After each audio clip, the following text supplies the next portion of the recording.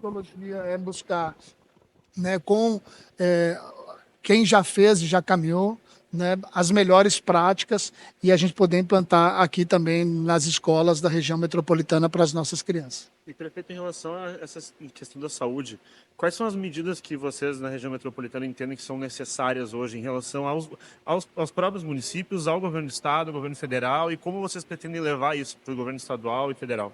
Bom, são dois aspectos. Um é financeiro e o outro aspecto é estrutural. As duas coisas não podem andar separadas.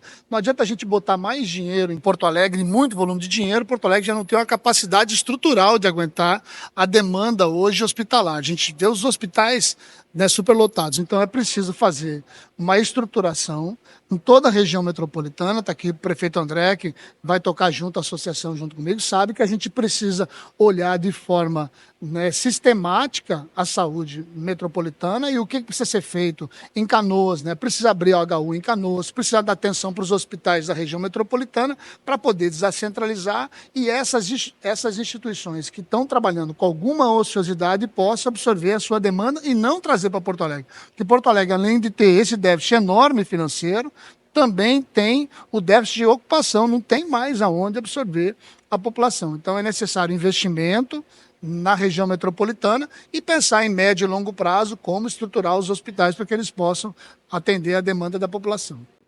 André, vou fazer uma pergunta ao novo presidente, Manonato. Às vezes a dificuldade na Grande Porto Alegre, por natureza, as pessoas se deslocam do interior para a capital. Também um olhar para o interior, para tentar diminuir essa pressão, ajudaria os prefeitos da Grampal, né?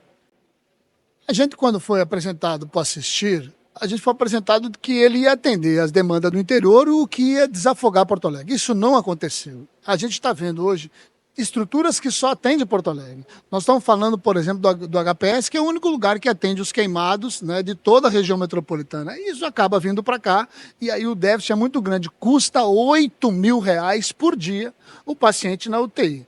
Quem é que paga essa conta? Quem paga essa conta é Porto Alegre. Então não é justo com Porto Alegre e também a gente, como sistema de saúde, precisa entender que não é só o volume, mas também tem que pensar nas especialidades. Então você está faturando pelo volume, que foi o que o Assistir prometeu, mas não é o volume só que faz peso na conta. Também faz a complexidade de um paciente que até para tomar banho precisa de um anestesista. Então, você tem que ter um anestesista, são 7 anestesistas trabalhando em regime de plantão para que a gente possa atender a população. E é o único lugar que faz esse atendimento. Então, precisa olhar, né? E eu acho que a intenção da Assistir ela foi boa, mas agora é o momento de a gente fazer a avaliação de onde está faltando recurso, está faltando dinheiro para solucionar o problema da população. Nós não estamos brigando nós aqui, prefeito, para resolver o nosso problema. Quem precisa do SUS só tem o SUS. E precisa de agilidade, precisa de rapidez para o atendimento, porque as pessoas estão morrendo.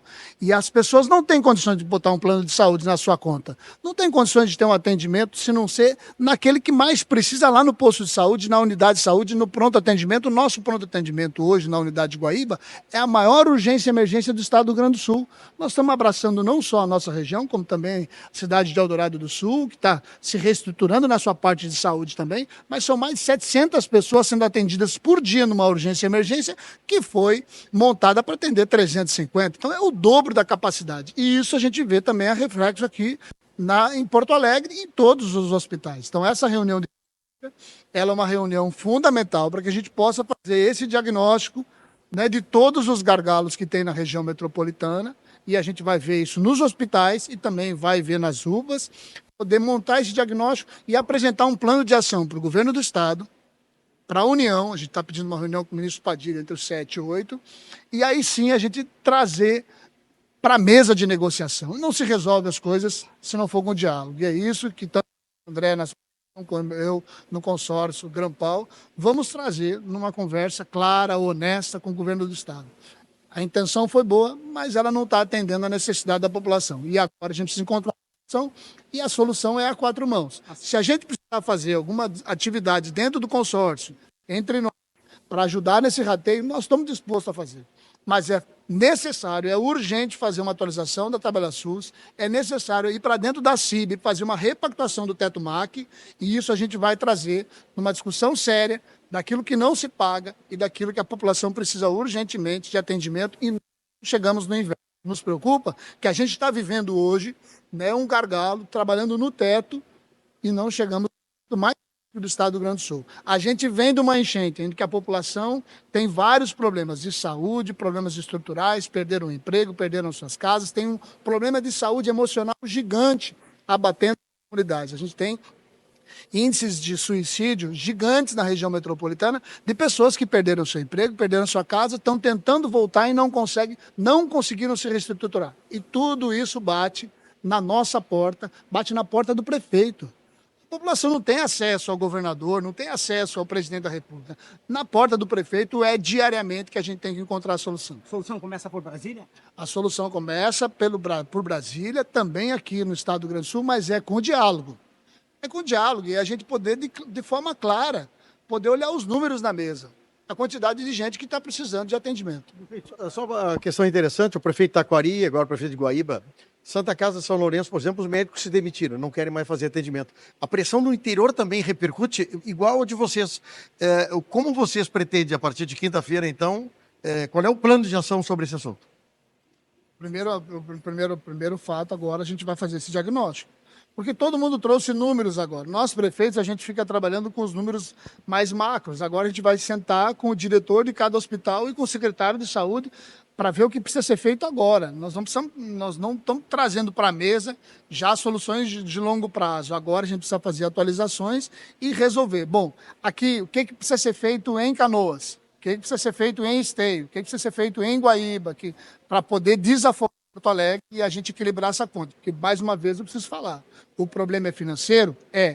Não fecha você pagar R$1,90 um hemograma, R$10,90 uma consulta com o médico. Quem é que trabalha por R$10,90 ou então faz um exame por R$1,90? Essa tabela ela é completamente desatualizada.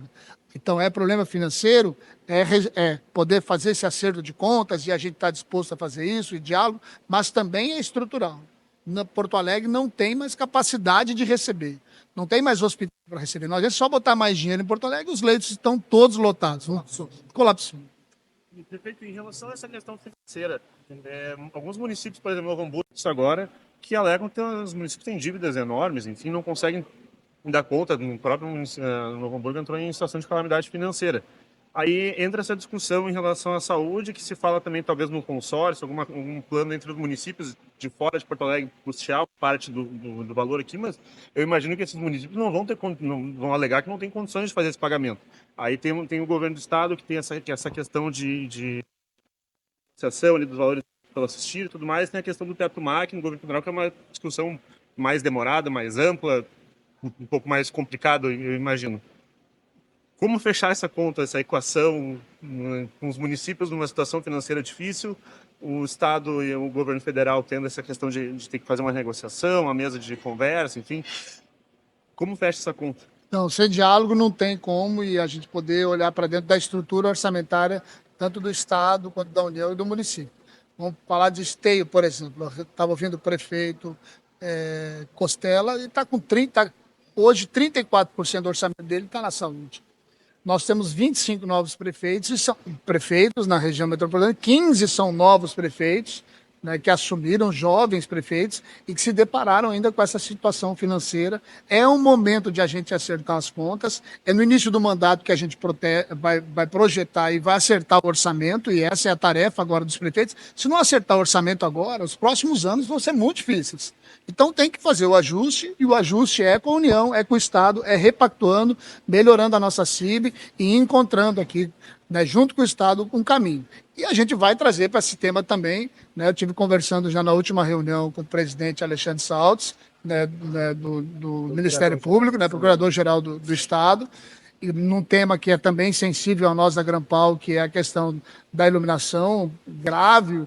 Né, hoje, as concessões do sistema energético, tanto equatorial quanto RGE, existe uma reclamação gigante da população e para nós prefeitos. E nessa reunião, quando a gente estava falando de elétrica, nós falamos sobre a saúde. E disse, Marcelo, nós vamos sentar junto, o Ministério Público está do lado dos prefeitos, para que o Estado faça cumprir o limite constitucional, que é no mínimo de 12%. E o Estado vem repetindo ano após ano, não batendo essa meta, e apenas 9%. E isso a gente já está falando de bilhões aí que a gente pode botar na saúde, e a gente dá prioridade aqui para a região metropolitana até que se faça uma reestruturação do Estado. Então, o dinheiro tem, As condições têm, o que precisa ter agora aqui é um ambiente de negociação clara, honesta, franca e de confiança.